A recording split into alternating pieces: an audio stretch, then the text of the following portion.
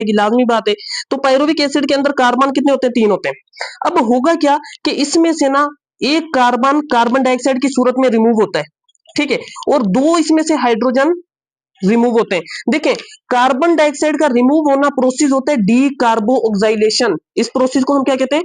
D कार्बो ऑक्साइलेशन। D means क्या होता है? रिमूव। कार्बो ऑक्साइलेशन मीन्स कार्बन डाइऑक्साइड का 2 हाइड्रोजन जो जब रिमूव होते हैं इसे डिहाइड्रोजनेशन भी कहते हैं और ऑक्सीडेशन भी कहते हैं। ऑक्सीडेशन मीन्स क्या होता है? Removal of hydrogen.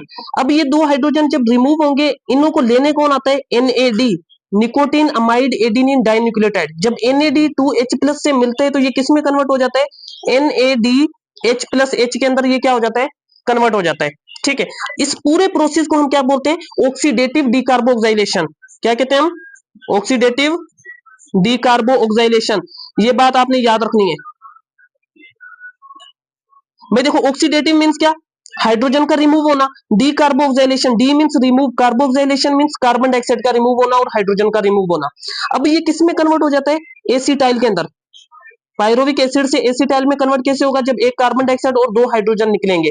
आप मुझे बताएं, पायरुविक एसिड के अंदर 3 कार्बन थे, एसिटाइल के अंदर अब कितने कार्बन हो जाएंगे? 2। क्यों? क्योंकि एक कार्बन कार्बन डाइऑक्साइड की सूरत में चला गया है।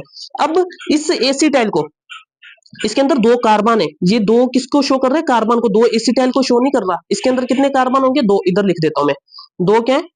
कार्बन, ठीक है। अब ये एसिटाइल लड़की है, ये तैयार हो गई है। इसको छोड़ने क्रेब्स साइकिल के अंदर लड़की की दोस्त के शादी के घर छोड़ने लाजमी बात है कोई भाई आएगा, अब्बू आएगा, कुछ भी आएगा, उसे हम बोलते हैं coenzyme A. Acetyl coenzyme A. Coenzyme A क्या होता है? लड़की का भाई होता है जो इसको छोड़ने किधर जाएगा?